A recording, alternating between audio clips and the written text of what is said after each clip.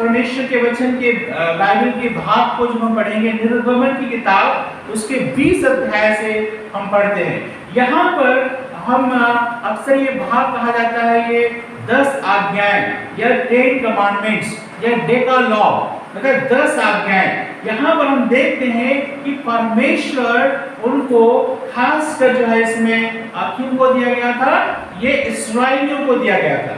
और ये इस्राएलियों का परमेश्वर वो परमेश्वर है जिसने मूसा के जीवन में अपने आप को क्या किया, प्रकट किया और कहा कि मैं कौन हूं, मैं यहोवा हूं, I am that I am, मैं सृष्टिकर्ता परमेश्वर हूं और मैं अपने लोगों को जो मिस्र देश में है छुड़ा करके उनको कनान देश में पहुंचाना चाहता हूं, है ना। और किस तरह से हम देखते हैं कि परमेश्वर आश्चर्य कर्म करके और विभिन्न तरह के सामर्थ के काम करके उनको कनान देश की ओर ले चलते हैं। और रास्ते में जाते जाते वो सिनाई जंगल में आते हैं। फिर वहां पर एक पर्वत है जिसका नाम है सिनाई पर्वत है, या उसको होरेब का भी पहाड़ या होरेब का पर्वत भी कहते हैं। और यहाँ पर जो है परमेश्वर एक प्रजा के रूप में उनको स्वीकार करके उनको कुछ जीवन के नियमों के विषय बताता है ना।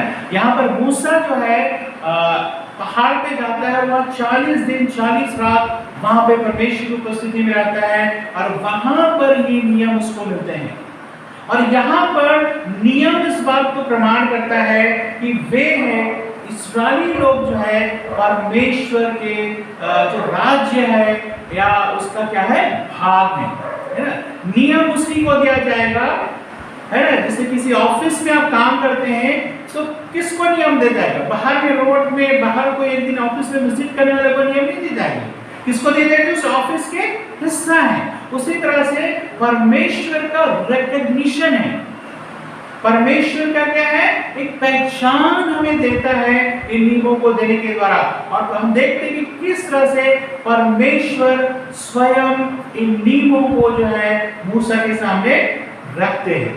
तो यहाँ पर ये जो 10 आज्ञाएं हैं या 10 कमांडमेंट्स है, डेकालॉग है, वो इस बात का परिचायक है कि परमेश्वर ने स्वयं अपनी प्रजा को ये नियम या ये चीजें उसने कही। और क्यों कही, क्या कारण है इसके पीछे? कारण ये है कि परमेश्वर और लोगों के बीच का संबंध बना रहे। पहला उद्देश्य तो ये है कि यदि वे परमेश्वर के साथ संबंध बनाए रखना चाहते हैं तो इन नियमों को अनुसार चलना बहुत जरूरी है। दूसरी बात, जब वो इन नियमों का पालन करेंगे तो अपने जीवन में भी क्या करेंगे, वो उन्नति को करेंगे, आशीषित होंगे और उनका जो है जीवन अच्छा चलेगा। तो यहाँ पर ये जो नियम है या आज्ञाएं हैं केवल हमारा परमेश्वर के बीच का संबंध बनाने के लिए केवल यही नहीं है, परंतु इसलिए भी है कि हमारा जीवन जो है सुचारू रूप से अच्छे से हम जीवन बिता सके। तो यहाँ पर परमेश्वर दोनों ही बातों की चिंता करते हैं, हमारा और परमेश्वर के बीच का संबंध और हमारा और हमारे साथ रहने वाले लोगों के बीच का संबंध। तो यहीं पे जैसे मैंने शुरुआत में यही सबसे मुश्किल होता है लोगों को नियमों के अनुसार रहना, कानून के अनुसार रहना, लेकिन ये बहुत ही जरूरी है यदि हम मसीह जीवन में सक्सेसफुल होना चाहते हैं, हमें इन नियमों का पालन करना बहुत जरूरी है। 20 अध्याय के 1 पद से पढ़ते हैं, लिखा है, तब परमेश्वर ने ये सब वचन कहे, मैं तेरा परमेश्वर यहोवा हूँ जो तुझे दासत्व के घर अर्थात मिस्र देश से निकाल लाया है। वचन का ये भाग निर्गमन उसके 20 अध्याय के 1 पद से जब हम पढ़ते हैं तो 10 आज्ञाओं को पाते हैं। और केवल इसी जगह पे नहीं, लेकिन व्यवस्था विवरण यदि आप उसका 5 अध्याय को भी जब आप पढ़ेंगे तो इन नियमों को पाते हैं। मतलब यहाँ पर रिपीट हुआ है, सेम चीज क्या हुआ है, रिपीट हुआ है। यहाँ पर हम देखते हैं कि किस तरह से परमेश्वर ने स्वयं ये नियम दिए मूसा के द्वारा, और वहां पर बाइबल बताती है कि पत्थर की तख्तियों पर लिखे, पत्थर के जो होते हैं उस पर लिख कर परमेश्वर अपने हाथों से लिख करके जो है उसको वहां पर उसने दिया था इन नियमों को। और जब व्यवस्था विवरण में जब आप जाते हैं तो सेम नियमों को जो है मूसा के द्वारा एक रिमाइंडर के रूप में, एक याद दिलाने वाले के रूप में पाते हैं। तो यहाँ पर कोई भी चीज जब बार बार कहता है, क्यों कहता है किसी चीज को, क्या उद्देश्य होता है बार बार कहने का? मतलब उस चीज पे जोर देने के लिए ये कितना जरूरी है, कितना जरूरी है। और यहाँ पर हम देखते हैं कि परमेश्वर के खुद के हाथों के द्वारा लिखे गए थे पत्थर की तख्तियों पर ये 10 आज्ञाएं, और साथ ही साथ परमेश्वर के खुद बोले गए वचन है। समझ रहे ना कितना अंतर होता है? कोई परमेश्वर के बारे में कहता है और परमेश्वर स्वयं अपने बारे में कहता है। अंदर है ना दोनों के बारे में, दोनों ही परमेश्वर के बारे में बताते हैं, लेकिन यहाँ पर परमेश्वर स्वयं अपने बारे में कहता है या नियमों को, आज्ञाओं को देता है। तो यहाँ पर सबसे पहले बात ये लिखा है कि तब परमेश्वर ये सब वचन कहे, मैं तेरा परमेश्वर यहोवा हूँ जो तुझे दासत्व के घर अर्थात मिस्र देश से निकाल लाया है। अब देखिए, सबसे पहली बात, परमेश्वर कुछ अपेक्षा करने से पहले वो हमारे जीवन में कुछ कामों को करते हैं। मतलब यहाँ पर बाइबल का परमेश्वर ऐसा नहीं है कि केवल आपसे कुछ अपेक्षा ही करता रहे और वो आपके जीवन में कुछ ना करे। यहाँ पर जब इस्राएलियों को परमेश्वर कह रहा है तो यहाँ पर क्या कह रहा है कि मैं तुझे दासत्व के घर से, मैं वही परमेश्वर यहोवा हूँ जो तुझे इतनी बड़ी जीवन में तुम्हारे काम किया है, इतने लाख लोगों को जो है, इतना इम्पॉसिबल था लेकिन इतने लाख लोगों को परमेश्वर कहते हैं मैंने मिस्र देश से तुम्हें बाहर निकाल आया। इम्पॉसिबल था। किस तरह से वे लोग उस देश की गुलामी में थे, और कोई भी व्यक्ति जो गुलामी में रखता है कभी भी छोड़ना पसंद नहीं करता है, क्योंकि गुलाम के द्वारा से उसके जीवन में काम करते हैं। तो यहाँ पर परमेश्वर जो है अपनी सामर्थ को प्रकट करते हैं और उनको जो है मिस्र देश से निकाल करके कनान देश में पहुंचाना चाहते हैं। तो सबसे पहले परमेश्वर उनके जीवन में कुछ करके दिखाते हैं, कुछ सामर्थ्य काम करते हैं, और उसके बाद वो अपेक्षा करते हैं कि वे उन अपेक्षाओं के अनुसार करें। तो यहाँ पर परमेश्वर जो है हमेशा हमारे जीवन में छुटकारे का काम पहले करते हैं, लेकिन जब छुटकारा करने के बाद वो हमारे जीवनों में कुछ नियमों के बारे में बात करते हैं जो हमारे जीवन को आगे चलाने के लिए बहुत ही जरूरी है। केवल ये काफी नहीं है, बहुत सारे लोग वहीं पे अटक जाते हैं कि हमारा छुटकारा हो गया, अब हम अपने अनुसार चलेंगे, जो मर्जी आएगा वो करेंगे। लेकिन नहीं, ये छुटकारा तभी तक प्रभावी है जब तक आप उसके साथ जुड़े हुए हैं, है ना। मैं उदाहरण भी बताता हूँ कि जब मैं इंद्रेश हॉस्पिटल में जॉब करता था तो हमें रहने का घर मिला हुआ था, एकोमोडेशन मिला हुआ था। लेकिन मैं कहूँ मैं जॉब से रिजाइन कर दिया, उसके बाद मैं बोलूँ उनको कि नहीं मैं कंटिन्यू रहूंगा, ये मेरे लिए अच्छा है, तो क्या मुझे रखेंगे? वो नहीं रखेंगे। तो बहुत सारे लोग कहना जी वो चीज तो नहीं करना चाहते हैं, लेकिन वो चाहते हैं परमेश्वर की आशीष उनके जीवन में बना रहे, लेकिन ये पॉसिबल नहीं है। तभी तक बना है जब आपका रिश्ता परमेश्वर के साथ बना हुआ है।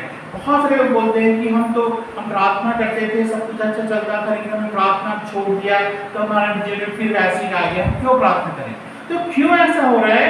क्योंकि आपने क्या कर दिया, जो रिश्ता जो बनाया था उसको आपने क्या कर दिया, तोड़ दिया, छोड़ दिया, और इसलिए आप अपने जीवन में इन चीजों को फिर से होता हुआ देखते हैं। तो सबसे पहले मैंने कहा कि परमेश्वर आपके जीवन में कुछ कामों को करते हैं और उसके द्वारा अपनी सामर्थ को, अपनी महिमा को आपके जीवन में प्रकट करते हैं। फिर ये जो 10 आज्ञाएं हैं वो हमारे जीवन में परमेश्वर देता है ना। और ये 10 आज्ञाएं क्या है? सबसे पहली आज्ञा के विषय में जब हम देखते हैं तो वहां पर एक कहता है तू मुझे छोड़ दूसरों को ईश्वर करके ना मानना। ठीक है, मुझे छोड़ दूसरों को ईश्वर करके ना मानना। ये किस बात को बताता है? आज के समय में नहीं, लेकिन बाइबल के समय में भी बहुत सारे लोगों को, शक्तियों को, चीजों को लोग परमेश्वर के रूप में क्या करते थे? स्वीकार करते थे, है है ना। आज भी हम अपने समाज में देख सकते हैं, अपने चारों ओर देख सकते हैं, बहुत सारी चीजों को, बहुत सारे व्यक्तियों को, बहुत सारे शक्तियों को या लोगों को क्या करते हैं, ईश्वर करके मानते हैं। तो उनके लिए सबसे पहली आज्ञा क्या थी? तो मुझे छोड़ दूसरों को ईश्वर करके ना मानना। बहुत सारे लोग मुझसे पूछते हैं कि हम आप प्रार्थना करें प्रभु यीशु मसीह की, क्या दूसरी चीजें हम कर सकते हैं? जनरली ये क्वेश्चन लोगों का होता है, मतलब हम ठीक है प्रभु को भी मानेंगे, हम दूसरी चीजों को जो हम मानते हैं, लोग मानते हैं, उसको भी हम मानेंगे, ठीक है। ये अक्सर लोगों का सवाल होता है, मुझसे रोज ही लगभग पूछा जाता है, ठीक है। तो यहाँ पर हम देखते हैं कि परमेश्वर कहता है मुझे छोड़ दूसरों को ईश्वर करके ना मानना। क्यों कहता है परमेश्वर, है ना। दुनिया में तो बहुत सारे कहलाते हैं, लेकिन क्यों परमेश्वर कहता है मुझे छोड़ दूसरों को ईश्वर करके ना मानना? उसका उत्तर हमें मिलता है यदि हम पढ़ेंगे तो 11 पद में क्या लिखा है यहाँ पे? क्योंकि 6 दिन में यहोवा ने आकाश और पृथ्वी और समुद्र और जो कुछ उसमें है सबको बनाया और 7वें दिन विश्राम किया। इस कारण यहोवा ने विश्राम दिन को आशीष दी और उसको पवित्र ठहराया। क्या लिखा है यहाँ पर?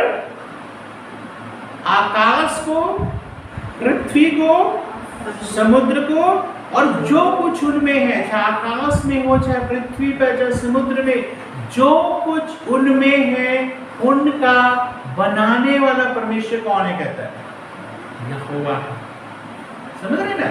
जब परमेश्वर कहता है कि क्यों दूसरों को ईश्वर करके ना मानना, तो यहाँ पर ये कह रहा है कि केवल जो सृष्टिकर्ता परमेश्वर है वो आराधना के योग्य है, परमेश्वर मानने के योग्य है। आपको और मुझको क्लियर होना बहुत जरूरी है ना।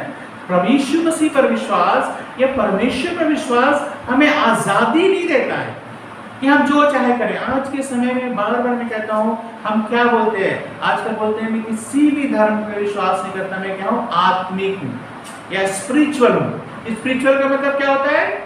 मैं किसी को भी ईश्वर करके मान सकता हूँ, कोई भी धर्म ग्रंथ पढ़ सकता हूँ या कुछ भी कर सकता हूँ अपने जीवन में, मैं डिसाइड करूंगा कौन है। फिर भी क्या बोलते हैं हम? स्पिरिचुअल हैं, ठीक है। लेकिन बाइबल हमें स्पिरिचुअलिटी बताता है, तो किस तरह की स्पिरिचुअलिटी बताता है? हमें उस परमेश्वर पर विश्वास करना है जिसने सब कुछ को और हमें क्या किया है? बनाया है।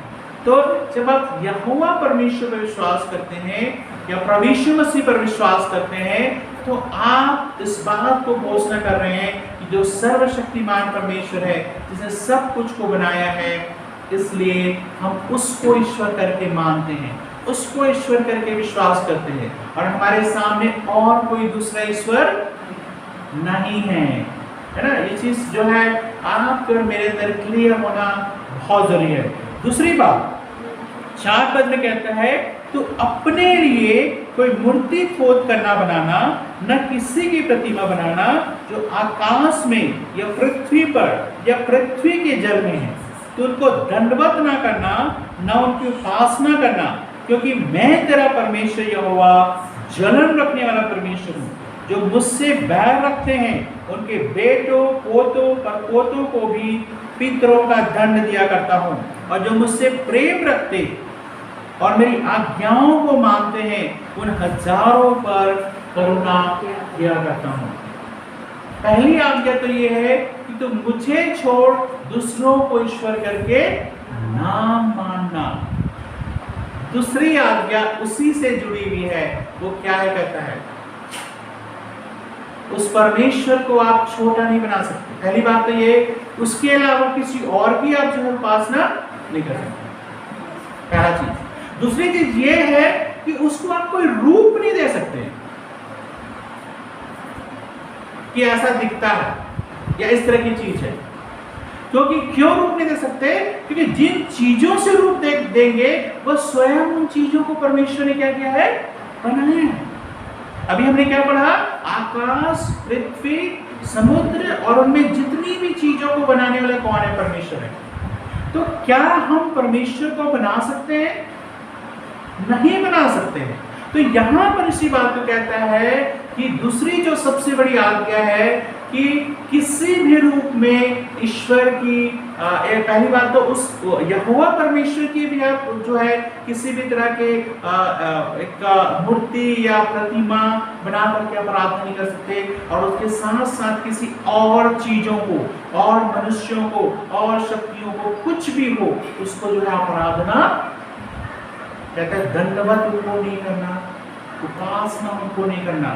क्यों नहीं करना है? क्यों नहीं करना? कारण है इसके पीछे, क्योंकि वो जो है कहता है सृष्टिकर्ता परमेश्वर को आप आराधना कर रहे हो, सृष्टिकर्ता परमेश्वर को आप दंडवत कर रहे हो। बहुत सारे लोग बोलते हैं कि मेरे माँ बाप मेरे लिए क्या है? ईश्वर है। बोलते नहीं बोलते मेरे माँ बाप मेरे लिए ईश्वर है, लेकिन ऐसा नहीं है। माँ बाप का आदर करना जरूरी है, सम्मान करना जरूरी है, देखभाल करना जरूरी है, लेकिन ईश्वर नहीं है। ईश्वर केवल एक है, ठीक है। और हम ना उस ईश्वर की कुछ चीजें बना सकते हैं जिसको हम कह सकते हैं कि ईश्वर है, और दूसरी बात ना किसी और की हम आराधना उपासना कर सकते हैं। तो ये बातें स्पष्ट रूप से क्लियर होना चाहिए, यहाँ तक कि कोई व्यक्ति भी पूजा दंडवत करने के लायक नहीं है। आजकल सब जगह देखोगे तो लोग जो है हम सारे धर्मों में गुरु के रूप में पाते हैं, और यहाँ तक कि मसीहों में भी आजकल जो पास्टर या प्रचारक या प्रॉफेट होते हैं या अपोस्टल होते हैं, लोगों में ईश्वर का रूप ले लेते हैं। वो उसके फोटो को घर में रखेंगे, व्हाट्सएप में लगाएंगे, फेसबुक में लगाएंगे, और हमेशा उसको इस रूप से आदर देते हैं जैसे वो क्या हो? उनके ईश्वर हो। लेकिन बाइबल बताती है उस परमेश्वर को छोड़ करके किसी और अन्य चीज की आराधना उपासना करना बिल्कुल गलत है। कोई भी परमेश्वर का दास भी जिसके तरफ बड़े बड़े चिन्ह चमत्कार भी होते हैं, उनकी भी आराधना हमें नहीं करनी है। मूसा जो है उसके तरफ परमेश्वर ने बड़े बड़े काम किए, लेकिन क्या जो है परमेश्वर ने बोला कि नहीं मूसा की आराधना करो? नहीं। आज के समय हम देखते हैं नाम, फेमस नाम हम ले करके वो उनसे मेरा परिचय, मैं उस चर्च की हूँ, या उन सब चीजों को मैं सुनते हूँ, क्या कहते हैं एक ईश्वर का रूप देते हैं, यानी लिटरली लोग जो है नतमस्तक होते हैं, है ना। लेकिन ऐसा नहीं है। परमेश्वर को छोड़ करके किसी और की उपासना किसी रूप में करना परमेश्वर के वचन के अनुसार सही नहीं है। और ये बातें स्वयं परमेश्वर ने बताई है। यदि किसी व्यक्ति का आइडिया होता या कोई ऐसा बोलता कि मैं ऐसा सोचता हूँ कि ऐसा करना सही नहीं है, तो हम बोल सकते थे, लेकिन परमेश्वर स्वयं कह रहा है, और उसके पीछे रीजन कारण क्या दे रहा है कि जितनी भी चीजों की तुम आराधना करोगे उसको मैंने बनाया है। तो बनाने वाला यहाँ पर आराधना के योग्य है, बनाई गई चीजें आराधना के योग्य नहीं है। फिर 7 पद, तू अपने परमेश्वर का नाम व्यर्थ ना लेना, क्योंकि जो यहोवा का नाम व्यर्थ ले वह उसको निर्दोष न करे। परमेश्वर का नाम हमें व्यर्थ नहीं लेना है। मतलब परमेश्वर का नाम इतना पवित्र है, लेकिन कई बार हम उसको बहुत हल्के रूप में लेते हैं, है ना। कुछ भी बात आजकल कहना हो लोगों को, किसने बोले? प्रभु यीशु ने मुझे बोला, या पवित्र आत्मा ने मुझे बोला। कुछ भी अपनी बातें मतलब अपनी मन रखना हो किसी को, या कुछ भी चीज कहना हो, तो किसकी बात बोल रहे हैं? यीशु का नाम ले लेंगे, पवित्र आत्मा का नाम ले लेंगे। बहुत गलत बात है। आजकल के बहुत सारे ऐसे वैश्वानियों को आप सुनोगे, या बहुत सारे ऐसे लोगों को वचन सुनाते बोलोगे जो अपनी अंडरस्टैंडिंग के अनुसार, अपने ज्ञान के अनुसार क्या करते हैं, वो सिखाते हैं, बोलते हैं, लेकिन क्या पढ़ेंगे? पवित्र आत्मा ने मुझे ऐसा बोला, या प्रभु यीशु ने मुझे दिखाया, या प्रभु यीशु मुझे दिखा रहा है। ठीक है, परमेश्वर का नाम व्यर्थ मत लेना, ये आज्ञा है परमेश्वर की। हम कितने हल्के रूप में लेते हैं। मैं कई बार आपको बता चुका हूं कि किस तरह से पुराने नियम में जो लोग लिखने वाले लोग होते थे, जो बाइबल में यहोवा का नाम वो यहोवा नहीं लिखते थे। क्या लिखते थे पता है? YHWH। कोई वर्ड आपने सुना है जिसमें कॉन्सोनेंट हो या व्यंजन हो, जिसमें स्वर ना हो? आज तक कोई वर्ड नहीं है इंग्लिश में जिसमें एक स्वर होगा, एक व्यंजन होगा, तभी वर्ड बनेगा। ठीक है, सिर्फ व्यंजन व्यंजन से कभी भी आप वर्ड, या हिंदी में भी सोच लीजिए, हिंदी में भी बिना स्वर के आप कोई शब्द बना सकते हो? नहीं बना सकते। लेकिन जब उसको लिखते थे तो YHWH लिखते थे, इतना पवित्र मानते थे। और जब उसको लिखना होता था तो एक नया पेन का उपयोग करते थे, और जब उसको लिखने के बाद उस पेन को तोड़ देते, बाकी चीज लिखते थे। इतना पवित्र नाम है। लेकिन आजकल हम इसको इतना हल्का बनाते हैं, कुछ भी अपने मन की बात, मर्जी की बात हमें कहना होता है तो हम क्या बोलते हैं? परमेश्वर ने ऐसा बोला है, कहा है। परमेश्वर का नाम व्यर्थ ना लेना। 8 पद में, तो विश्राम दिन को पवित्र मानने के लिए स्मरण रखना। 6 दिन तो तू परिश्रम करके अपना सब काम काज करना, परंतु 7वां दिन तेरे परमेश्वर के लिए विश्राम दिन है। उसमें ना तो तू किसी भांति का काम काज करना, ना तेरा बेटा, ना तेरी बेटी, ना तेरा दास, ना तेरी दासी, ना तेरे पशु, ना परदेशी जो तेरे फाटकों के भीतर हो। क्योंकि 6 दिन में यहोवा ने आकाश, पृथ्वी और समुद्र और जो कुछ उनमें है सबको बनाया, और 7वें दिन विश्राम किया। इस कारण यहोवा ने विश्राम दिन को आशीष दी और उसको पवित्र ठहराया। चौथी आज्ञा जो परमेश्वर ने हमें दी है कि एक दिन आपको अपने जीवन से क्या करना है? सेपरेट करना है, अलग करना है। और उस दिन को क्या करना है? आपको एक पवित्र रूप में मानना है। तो वो दिन क्या चीज के लिए होना चाहिए? पहला पर्पस क्या है? पहला उद्देश्य क्या है? कि आपको अपने शरीर को क्या करना है? आराम देना है। कि लगातार हम मेहनत करते हैं, लेकिन एक दिन हम क्या करते हैं? काम से क्या करते हैं? छुट्टी लेते हैं। तो क्या होता है? हमारे शरीर को आराम मिलता है। फिर नए तरीके से हम क्या करते हैं? अपने आप को रिफ्रेश करते हैं, हमारे शरीर को हम रिफ्रेश करते हैं काम करने के। और उसके पीछे एक उससे भी बड़ा उद्देश्य क्या है? एक दिन आपको जो है परमेश्वर के लिए आपको अलग करना है। जिस दिन आप क्या कर रहे हैं? परमेश्वर की आराधना के लिए, उपासना के लिए आप क्या कर रहे हैं? उस दिन को आप अलग कर रहे हो। समझ रहे हैं अंतर को? पहला उद्देश्य है आपके शरीर को आराम मिले। दूसरा उद्देश्य क्या है? आप परमेश्वर की आराधना में, उपासना में उस दिन क्या करें? समय को बिताने पाए। हालांकि ये विश्राम दिन या सबत का दिन इस्राएलियों के लिए कौन सा दिन होता था? शनिवार होता था। तो यहाँ पे दिन से उतना मतलब नहीं है, दिन से उतना मतलब नहीं जितना इसके अर्थ में है कि किस तरह से हमें आराम करने की जरूरत है, और एक दिन हमें निकालने की जरूरत है जिस दिन हम क्या करें? परमेश्वर की आराधना, उपासना करें, समय निकालें।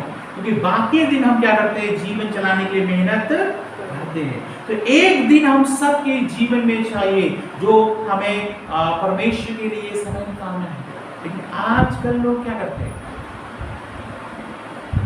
छुट्टी का दिन है संडे को ना, संडे का विश्राम दिन है, क्योंकि काम से छुट्टी होती है। तो क्या करते हैं लोग? ज्यादातर इसके बजाय कि परमेश्वर की उपस्थिति में समय बिताएं, वो बोलते हैं कि आज हम कपड़े धोएंगे, आज हम मार्केट जाएंगे, आज हम मतलब जो भी काम है। ये कई बार जो बिजनेस करते हैं बोलते हैं अरे यार 6 दिन तो हमने जो है कमाया है, आज बंद कर देंगे तो हमें क्या होगा? नुकसान होगा। तो हम क्या करेंगे? आज भी दुकान खोलेंगे, आज भी क्या करेंगे? दुकान खोलेंगे। कुछ तो आएगा। बल्कि कई लोग सोचेंगे संडे को ज्यादा आएगा, सबकी छुट्टी है, लोग ज्यादा लोग आएंगे। लेकिन क्या है बाइबल में लिखा है पता है? लिखा है एक दिन तो विश्राम दिन को पवित्र मानना, परमेश्वर ने पवित्र ठहराया। परमेश्वर आपकी भरपाई कर देगा यदि आपका नुकसान हो रहा है। मैं लोग नहीं कह रहा हूं जिनका संडे जॉब होता है, कंपलसरी होता है, उसमें कुछ आप नहीं कर सकते हो। लेकिन खुद का बिजनेस है तो आप बिल्कुल भी कर सकते हो, या बाकी दूसरे कामों को अलग दिन टाल सकते हो। किसी से मिलने का प्रोग्राम है दूसरे दिन कर सकते हो, किसी को घर में बुलाना है दूसरे दिन कर सकते हो। लेकिन आजकल के समय में मसीह लोग जो है संडे के दिन जो परमेश्वर ने अलग ठहराया उसी दिन सारा दूसरा काम करेंगे और बोलेंगे आज परमेश्वर के पास जाने का समय नहीं था। कितनी बड़ी बात है। लोगों को लगता है सिंपल बात है, कोई नहीं अगले संडे जाके प्रभु से प्रार्थना करेंगे, रो लेंगे थोड़ा सा, प्रभु से बोलेंगे प्रभु मेहमान आ गए थे, या मेहमान में चले गए थे, या कुछ काम आ गया था। बिल्कुल गलत बात है, बिल्कुल गलत बात है। यदि आप सचमुच में चाहते हैं परमेश्वर आपके लिए जो आशीष दे, एक दिन परमेश्वर के लिए अलग करो, जिस दिन आप पूरे दिन आप परमेश्वर के क्या करो, आराधना करो, उपास करो, घूमने भी जाओ, लेकिन सबसे पहले परमेश्वर की आराधना के लिए वो जो समय है उसको मत चुराओ। आप क्यों शैतान हमारे जीवन में काम करता है मैं बताऊं? क्योंकि हम क्या करते हैं, परमेश्वर की चीजों को चुराते हैं, परमेश्वर को समय को चुराते हैं। जो समय हमें परमेश्वर को देना है वो हम नहीं देते। कई बार जो परमेश्वर हमारे जीवन से अपेक्षा करता है उन चीजों को नहीं करते हैं, फिर हम बोलते हैं कि परमेश्वर हमारे जीवन में काम नहीं कर रहा है। क्योंकि परमेश्वर की आज्ञा है एक दिन अपने आप को क्या करो, आप सेपरेट करो, जिसमें आप परमेश्वर की आराधना के लिए समय निकालो। कोई चीज इंपॉर्टेंट नहीं है, कोई चीज महत्वपूर्ण नहीं है परमेश्वर की आराधना से बढ़कर। कोई मेहमान महत्वपूर्ण नहीं है, कोई प्रोग्राम महत्वपूर्ण नहीं। किसी की शादी हो तो चलो कोई बात नहीं, उसको टाल नहीं सकते, जाना है, लेकिन सबसे पहला कोशिश ये करो कि प्रभु के भवन में कम से कम जा करके प्रार्थना करो, आराधना करो, है ना। वो आराधना हम घर में भी आराधना करते हैं, हम कहीं पर भी प्रार्थना कर सकते हैं, गलत नहीं है, लेकिन प्रभु के सामने उपस्थित होना, एक साथ मिलकर उपस्थित करना, चाहे उसके लिए कितना भी मुश्किल झेलना पड़े, लेकिन हमें करने के लिए तैयार होना चाहिए। और कहते हैं परमेश्वर उस दिन को मैंने पवित्र ठहराया, उस दिन का आप आदर करोगे तो परमेश्वर आपके मेरे जीवन में क्या करेगा, उस चीज का आदर करेगा और उसके बदले क्या देगा, प्रतिफल आपको और मुझको देगा। फिर उसके बाद जो है 5वीं आज्ञा क्या है, तो अपने पिता और अपनी माता का आदर करना, जिससे जो देश तेरा परमेश्वर यहोवा तुझे देता है उसमें तू बहुत दिन तक रहने पाए, है ना। अभी तक जितनी भी आज्ञा थी वो किसके प्रति थी, परमेश्वर के साथ संबंध बनाए रखने के लिए। उसको छोड़ किसी और को परमेश्वर करके ना मानना, कोई ऐसी चीजें नहीं बनाना, उसका आराधना दंडवत नहीं करना जो परमेश्वर नहीं है। तीसरी चीज जो है परमेश्वर का नाम व्यर्थ नहीं लेना, और चौथी बात है कि किस तरह से आराम करना है अपने शरीर को, और साथ ही साथ परमेश्वर के साथ समय बिताना। ठीक है। 5वां आज्ञा किसके प्रति है, जो तुम्हें जीवन दिया है। बहुत सारे लोग आजकल भी क्या बोलते पता है, तुमने मेरे लिए क्या किया।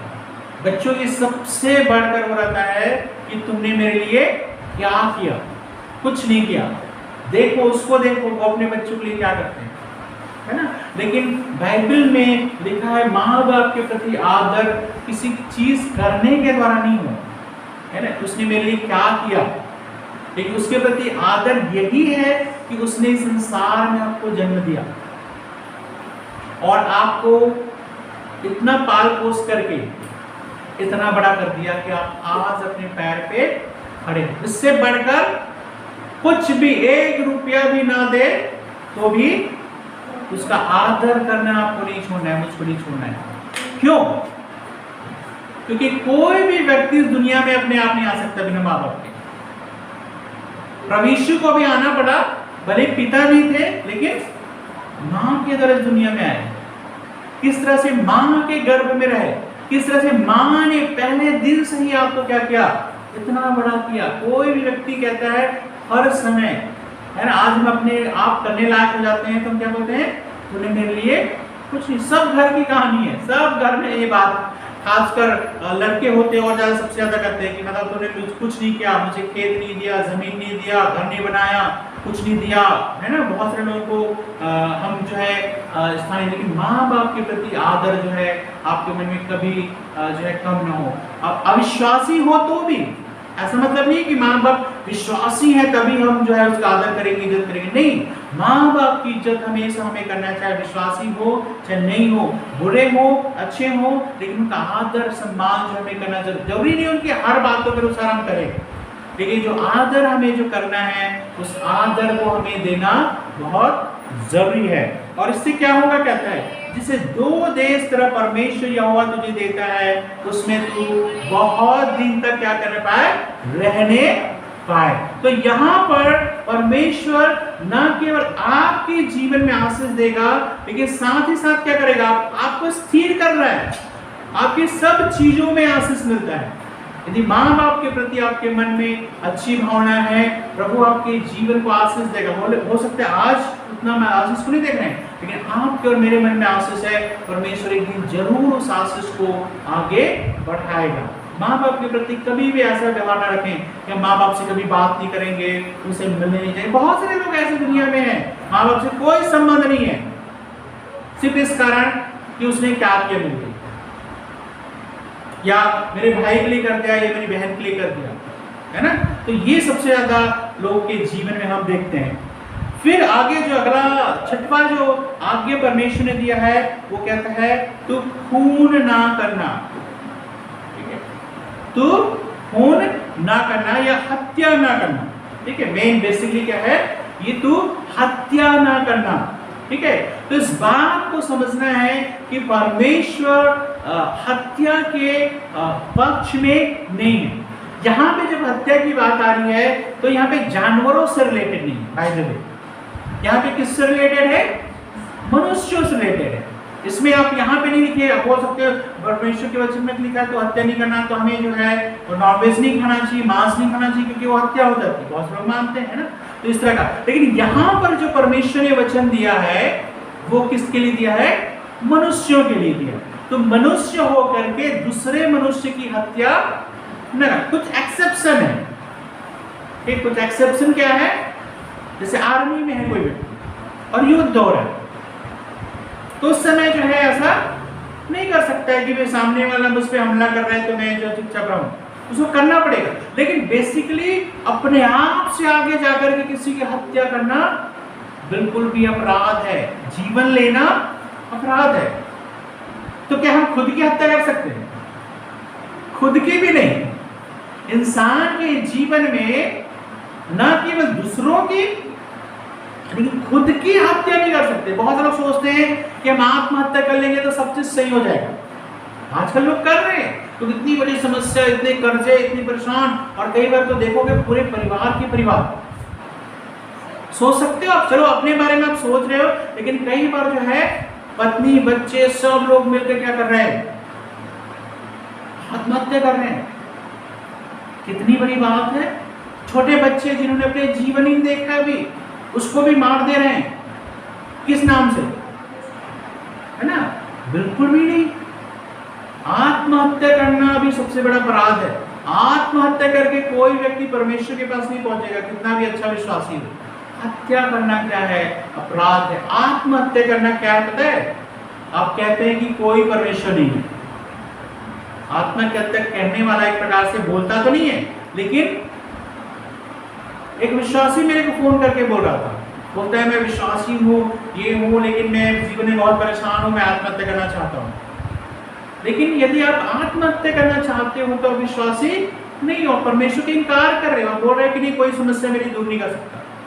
ठीक है, तो आत्महत्या करना या दूसरे की हत्या करना कहता है अपराध है। परमेश्वर ने आज्ञा दिया बिल्कुल आपको नहीं करना है। दूसरे व्यक्ति के जीवन को बिल्कुल भी नुकसान नहीं पहुंचाना है, ये परमेश्वर की आज्ञा है।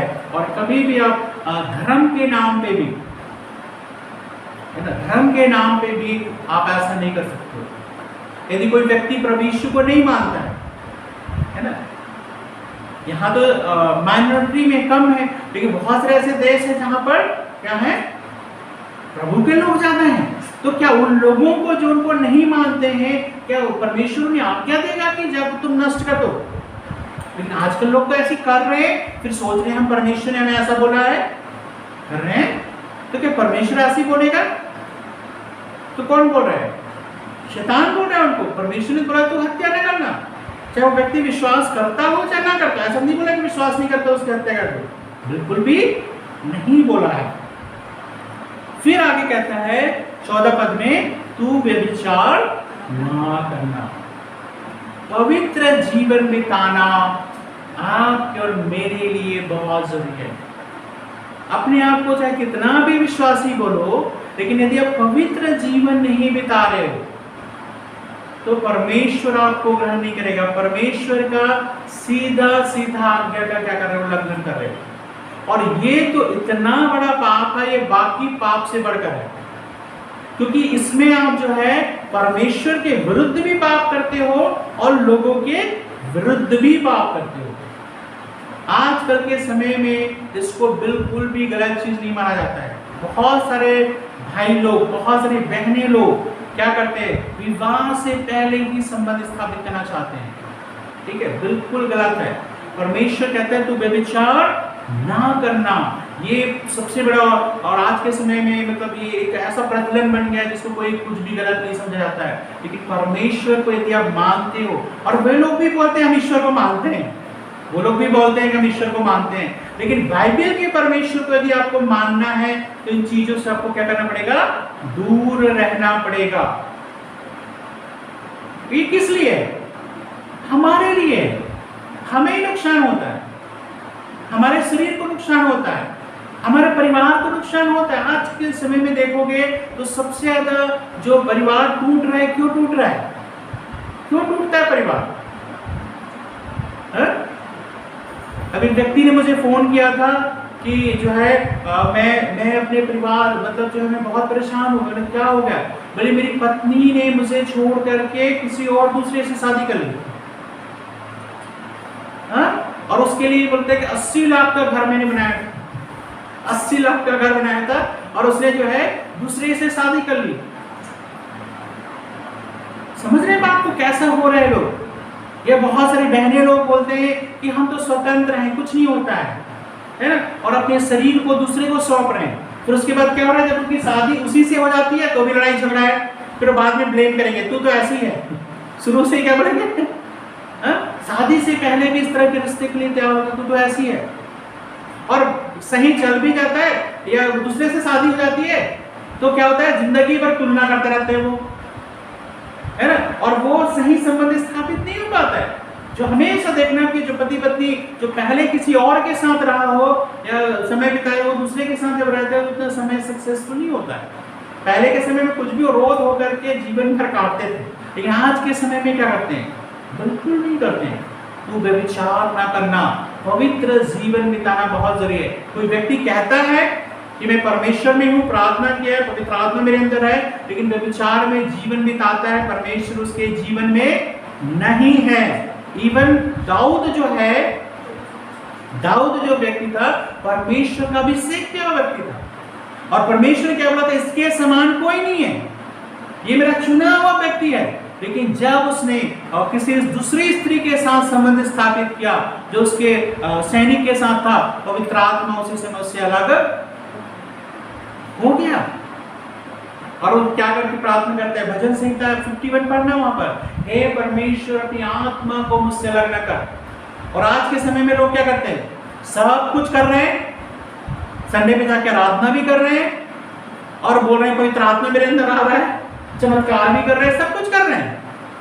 परमेश्वर नहीं करता है ऐसा। परमेश्वर पवित्र है, परमेश्वर ऐसे आशीष नहीं दे सकता है कि आप व्यभिचार में भी जीवन बिताएं और फिर आप कहेंगे परमेश्वर मेरे साथ है ना, बिल्कुल भी नहीं, बिल्कुल भी नहीं। और पाप तो चलो परमेश्वर माफ भी कर देगा, व्यभिचार का पाप सबसे बड़ा पाप है। फिर आगे क्या है, तू चोरी ना करना, है ना। चोरी भी जो है कहते हैं परमेश्वर की दृष्टि में गलत है। चोरी एक्चुअली क्या चीज को दिखाता है, आप संतुष्ट नहीं अपने जीवन से, है ना, आप आसान तरीके से दूसरे के जीवन से चुराना चाहते हैं। चोरी कब करते हैं इंसान, जब वो मेहनत नहीं करना चाहता, तो सोचते हैं कि आसानी से दूसरे की चीज मेरे पास आ जाएगी, या तो जीवन से संतुष्ट नहीं है। लेकिन बाइबल की शिक्षा दो चीज है। पहला चीज तो कि जो तुम्हारे पास है उससे तुम संतुष्ट रहो, कंटेंट रहो। इसका मतलब ये नहीं कि आगे बढ़ने का प्रयास न करो, ऐसा मतलब नहीं है, लेकिन संतुष्टि बहुत जरूरी। प्रभु आपने मुझे इतना दिया है, मैं आपका धन्यवाद करता हूं। संतुष्टि हमारे जीवन के लिए जरूरी है। और दूसरी बात यह है कि दूसरे को नुकसान करके आपको जो है चीज नहीं लाना है। मेहनत, बाइबल में एक चीज और है, क्या है, मेहनत के बारे में लिखा है कि आपको क्या करना है और मुझको क्या करना है, मेहनत करना है। आजकल हम क्या करते हैं, बिल्कुल आराम की जिंदगी चाहते हैं। बहुत सारे लोग क्या पसंद करते हैं पता है, बेरोजगारी भत्ता। ठीक है, इसके बदले कि कुछ काम करना पड़े, क्या अच्छा है भाई, कुछ काम करेंगे तो बेरोजगारी भत्ता बंद हो जाएगा और वहां जाके मेहनत करनी पड़ेगी, है ना। नहीं, उसके विपक्ष में नहीं हो कि जब तक आपको, लेकिन वो कब तक के लिए, जब तक आपको जॉब नहीं मिल रहा है। लेकिन आप जॉब ही नहीं ढूंढना चाहते हैं, कुछ करने, बहुत सारे बोलते हैं मुझे कुछ काम ही नहीं मिलता। जब मैं उनसे पूछता हूँ कि कितना ढूंढा आपने, अरे एक दो जगह गया था मैं, उसको बोल रखा है, उसको बोल रखा है। ये नहीं होता, आपको जाना पड़ेगा, ढूंढोगे तो तुम पाओगे, खटखटाओ तो तुम्हारे खुला जाएगा। तो यहाँ पर परमेश्वर का वचन कहता है प्रभु के लोगों को मेहनत करने वाले होना है। इसलिए हमें बड़ा आसान लगता है प्रार्थना करना। प्रार्थना करो, प्रभु सब कुछ दे दे, कुछ मेहनत करने की जरूरत नहीं। बहुत सारे बच्चे है ना, या जो एग्जाम की तैयारी कर रहे हैं, वो क्या चाहते हैं, पढ़ना ना पड़े, बस प्रभु पास कर दे, प्रभु जॉब दिला दे, प्रभु ये कर दे, क्योंकि वो जो है मेहनत नहीं करना चाहते। ये बहुत सारे लोग क्या है पता है, बहुत सारे विश्वासी लोग ऐसे हैं, कुछ भी काम नहीं करना चाहते, बस उनको क्या करें, कोई लोग उनको जा करके तरस खा करके उनके लिए दे दे। ये ज्यादातर लोगों के अंदर है आजकल, है ना। अभी जो रोड में घूमते रहते हैं भीख मांगने वाले, तरस आता है, हम देते, मैं भी देता हूँ, लेकिन आप उनको बोलो कि चलो मेरे साथ, मेरे घर में जो है कोई झाड़ू पोछा कर दो, मैं तुम्हें पैसा दूंगा, आएंगे आपके पास वो? हाँ? नहीं आएंगे, वो नहीं आते। बहुत सारे बच्चों को मैं बोलता चलो मैं पढ़ाऊंगा, भाग जाते उसी समय वो, क्योंकि वो मुश्किल काम है वो। तो यहाँ पर हम देखते हैं परमेश्वर का वचन हमें चाहता है कि हम जो है जो कुछ हमारे पास है संतुष्ट रहे, सही तरीके से ईमानदारी के साथ हम जो है कमाएं, दूसरे की चीजों को जो है लालसा ना करें किसके पास क्या है। आजकल मैं बताऊं मसीहियों में बहुत ज्यादा ये चीज, बहुत ज्यादा फ्री का मिले सब कुछ, फ्री का मुझे घर का कोई किराया दे दे, फ्री मुझे कोई गाड़ी में ले जाए, फ्री का ये चीज कर दे, हर चीज फ्री हो, और उनकी जरूरत है कोई फीस दे दे, कोई क्या कर दे, है ना। ऐसा नहीं है, मेहनत करने के लिए परमेश्वर ने बोला आपको। हाँ, किसी विशेष परिस्थिति में परमेश्वर एक बार, दो बार, तीन बार आपके जीवन में कर देगा, लेकिन बहुत सारे लोग हमेशा अपेक्षा करते हैं। एक परिवार में मैं गया था, तो वहां पर दो ही लोग हैं, उस परिवार में दो लोग हैं, ठीक है, और उसमें जो है इतना बड़ा घर किराए पे ले रखा है, ठीक है, दो लोग हैं और दो कमरे, मतलब दो कमरे भी, मतलब दो कमरे क्या, मतलब बहुत बड़ा घर था वो। मैंने उससे पूछा कि मतलब वो एक ही कमा रहे हैं उसमें से ना, जो एक ही कमा रहे हैं। मैं उससे पूछा कि हो जाता है आपको, मतलब हो जाता है सब कुछ? बोलते नहीं नहीं, बहुत मुश्किल से होता है, लेकिन प्रभु पूरा कर रहे हैं। तो मैंने पूछा कि इस घर का किराया कितना देते हो? तो उस घर का किराया कितना था पता है? जितना वो जो उसके घर वाले कमा रहे हैं उतना किराया है उस घर का, ठीक है, उसका उतना किराया है। लेकिन उतनी बड़ी जगह में क्यों रह रहे हैं वो? प्रभु दे रहा है, प्रभु पूरा कर रहे हैं। मतलब दूसरे की तरस को, दूसरे के प्रेम को आप गलत तरीके से क्या कर रहे हो, यूज कर रहे हो। वो जो दे रहे हो किस परिस्थिति में आपको दे रहे हैं, पता है भी आपको क्यों दे रहे हो? भाई अपना, हो सकता है बच्चे का फीस ना दिया और आपको दे रहा हो, या हो सकता है अपना अपने घर में जो चीजें खरीदनी वो नहीं खरीद पा रहा हो लेकिन आपको दे रहा हो, लेकिन उसको आप किस तरह से यूज कर रहे हो, है ना। दो लोग कितने जगह में रह सकते हैं? आराम से दो लोग हैं तो कहीं भी रह सकते हैं, ठीक है, वन रूम सेट में भी रह सकते हैं कि उसका किराया कम हो, लेकिन नहीं, उस कमाई कर रहे हैं उससे पूरा घर का किराया दे, इतना बड़ा घर है, और जो है उसके खाने पीने के लिए कोई दूसरा व्यक्ति तरस करके उनको दे दे। ये अच्छी बात है। और फिर क्या बोल रहे हैं? प्रभु पूरा कर रहा है। तो ये क्या है? लेजीपन है, सुस्तीपन है। परमेश्वर ऐसे जीवन को नहीं चाहता है। और ऐसे लोगों को आप बोल दो कि खर्चे को कटौती क्यों नहीं करते, वो तुरंत आपको बोलेंगे तुम्हें क्या, ठीक है। मैं ये नहीं कह रहा हूं, देखो प्रभु करता है, लेकिन प्रभु जब दूसरे के द्वारा कर रहा है, दूसरा व्यक्ति सैक्रिफाइस करके करता है। कभी ये मत सोचना कि दूसरा व्यक्ति देता है आपको तो जो है वो बहुत है, वो अंबानी है, उसके पास पता ही नहीं कितना पैसा, नहीं। वो क्यों देता है? आपसे प्रेम करके देता है। कैसे रह रहे होंगे, कैसे खा रहे हो, कैसे, अब उसको उस तरह से यूज करोगे आप तो बिल्कुल भी गलत है। ये होता है, ये भी एक चोरी का एक वो है। बहुत सारे लोगों को मैंने देखा है, जब तकलीफ में है उनको आप सहायता करो, जैसे उनकी तकलीफ खत्म हो गई वो तो आपको पूछे भी नहीं है वो कहाँ मिलेंगे आपको। ठीक है, तो ये मतलब है कि प्रभु चाहते कि हम चोरी ना करें। फिर और जो है 16 पद में क्या कहते हैं, तो किसी के विरुद्ध झूठी साक्षी ना देना। कभी भी कहता है दूसरे को फंसाने के लिए, है ना, गलत बातें मत बोलो। दूसरे के जीवन से इतना ज्यादा तुम, चाहे तुम्हारे जो ने बुरा भी किया हो, लेकिन कई बार आज क्या करते हैं, किसी जीवन में अच्छा किया हो, बुरा किया हो, लेकिन हम क्या करते हैं, हम ये करते हैं कि दूसरे के जीवन में बुरा हो जाए बोल के कई बार झूठी, यहाँ पे कोर्ट में गवाही देने की बात नहीं है कि जा करके कोर्ट में गवाही दे रहे हैं, लेकिन किसी के बारे में भी झूठी बात भी फैलाते हो। झूठी साक्षी का मतलब क्या है, किसी के बारे में कुछ भी बोलना। आज के समय में परमेश्वर के लोगों को भी चाहिए कि हम किसी के बारे में भी कुछ बोलते हैं, हमारी बात में क्या होता है, दूसरों के प्रति बुराई नहीं होना चाहिए। कभी भी किसी के प्रति भी आप बुरा ना बोले। अच्छा नहीं बोल सकते कोई बात नहीं, लेकिन दूसरे के विरुद्ध में बुरा ना बोले, है ना। आज के समय में बहुत साधारण बात समझा आता है, जो आप नहीं हो वो साबित कर देंगे आपको। ये चीज दुनिया के लोग करते हैं। फिर आखिरी जो 10वीं आज्ञा है, तो किसी के घर का लालच ना करना, ना तो किसी के स्त्री का लालच करना, ना किसी के दास दासी या बैल गधे का, न किसी वस्तु का लालच करना। लालच, है ना, इसलिए हिंदी में कहा हुआ था लालच बुरी बला है। किसी लालच एक व्यक्ति के अंदर है तो वो सारे दूसरे गलत कामों को करेगा। क्या कहते हैं, जो तुम्हारे पास है उसमें तुम क्या रहो, संतुष्ट रहो। दूसरे के पत्नी, दूसरे के पति, दूसरे के घर, दूसरे के दास दासी, किसी भी चीज का जो कुछ उसके पास है उसके प्रति तुम्हारे मन में लालच नहीं होना चाहिए। लेकिन आज के समय में क्या होता है, हमारे संबंध किस लिए टूटते हैं, क्योंकि दूसरे के पास हमसे ज्यादा है। हमारे पास यदि खाने को भी है तो हम नहीं खा पाएंगे। क्यों नहीं खा पाएंगे, वो रहेगा तो वो क्या खा रहा है। यदि हमारे पास कुछ चीज है, बाइक भी है, तो हम संतुष्ट नहीं रहेंगे। उसके पास तो कार है, मतलब बाइक की खुशी नहीं है, ठीक है, उसके पास कार है, इसका दुख है कि मेरे पास नहीं है। तो आज के समय में परमेश्वर कहता है दूसरे की किसी भी चीज का लालच मत करो। जो उसका है, थैंक गॉड, यदि परमेश्वर ने उसको दिया है, बहुत धन्यवाद। मेरे जीवन में परमेश्वर ने जो दिया है मुझे उसको करना है। क्योंकि लालच एक व्यक्ति करेगा तो क्या करेगा, गलत काम करेगा।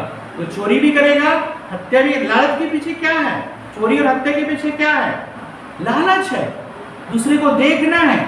तो परमेश्वर चाहता है अपने जीवन पर केंद्रित रहो। जो कुछ तुम्हारे पास है परमेश्वर के साथ संतुष्ट रहो, और परमेश्वर तुम्हारे जीवन में एक समय आएगा वो आशीष देगा, आगे बढ़ाएगा। ठीक है, तो यहाँ पर इन 10 आज्ञाओं को हम परमेश्वर के वचन में पाते हैं। ठीक है, और ये क्यों जरूरी है, क्यों बार बार हमें रिमाइंड करने की जरूरत है। मुझे याद है ये पहले भी मैं प्रचार कर चुका हूँ। ये मैं सोचना कि अरे भैया ने तो पहले ही इस बात से बोल दिया, मुझे याद है मैं प्रचार कर चुका हूँ, लेकिन मैं क्यों इस बात को बताता हूँ कि बार बार हमें रिमाइंड होने की जरूरत है कि प्रभु के साथ जीवन बिताना है, प्रभु के साथ हमें रहना है, प्रभु के साथ हमें चलना है। इन बातों को पालन करना बहुत जरूरी है ना। ये पुराने नियम की बात नहीं है। बहुत से लोग बोलते हैं 10 आज्ञा तो पुराने नियम की बात है, हमारे लिए नहीं है, लेकिन नया नियम में तो इससे भी ज्यादा है। नया नियम में इससे भी ज्यादा है। जब परमेश्वर मसीह इसी चीज को सिखाते तो क्या बोलते हैं, यदि तूने अपने भाई को राका कहा, मतलब राका मतलब होता है वो, मतलब जैसे दुष्ट व्यक्ति या जो बिल्कुल बेकार है, निकम्मा कहा, तो तूने हत्या कर दी। या तूने मन में भी गंदे विचार रखे तो तू व्यभिचार, एक्चुअल में शरीर में भी नहीं किया लेकिन मन में भी किया तो तुमने व्यभिचार कर लिया। तो नया नियम में 10 आज्ञाएं जो है, ऐसा नहीं कि पुराने नियम की बात है, और ज्यादा रिफाइन हो गए, और ज्यादा रिफाइन हो गए, और ज्यादा हमें स्पष्ट रूप से आज्ञा मिली है। और बाइबल हमें ये बताती है कि प्रभु यीशु मसीह के लोगों को दूसरों से बढ़कर रहना है। हम पैसे से बढ़कर दूसरों के लोग नहीं हैं, और चीजों से बढ़कर दूसरों से नहीं, कि इस तरह का जीवन जो है उसमें हमें सबसे बढ़कर रहना है। पवित्रता हमारे जीवन का लक्षण होना चाहिए। लोग देख के बोले कि ये व्यक्ति जो है कुछ भी गलत गंदगी इसके जीवन में नहीं है।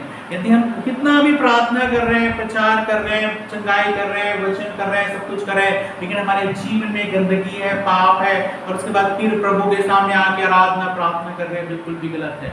आज के समय में लोग दोनों ही जीवन जीते हैं। जब प्रभु के पास आ जाएंगे तो बहुत धार्मिक हैं, लेकिन जैसे ही अपना प्रभु के पास से निकले फिर अपना पुराना जीवन जी रहे हैं। प्रभु ऐसे लोगों को पसंद नहीं करता। आपका प्रभु के साथ कोई संबंध नहीं है, ऐसे व्यक्ति का प्रभु के साथ कोई संबंध नहीं। यदि मैं ऐसा करता हूं तो मेरा प्रभु के साथ कोई भी संबंध नहीं है। पवित्र जीवन बिताना, तो यहाँ पर सबसे पहला जो आज्ञा है कि दूसरों को ईश्वर करके ना मानना। दूसरी आज्ञा है कि उस ईश्वर की उपासना करना, किसी और के नहीं, किसी भी रूप में।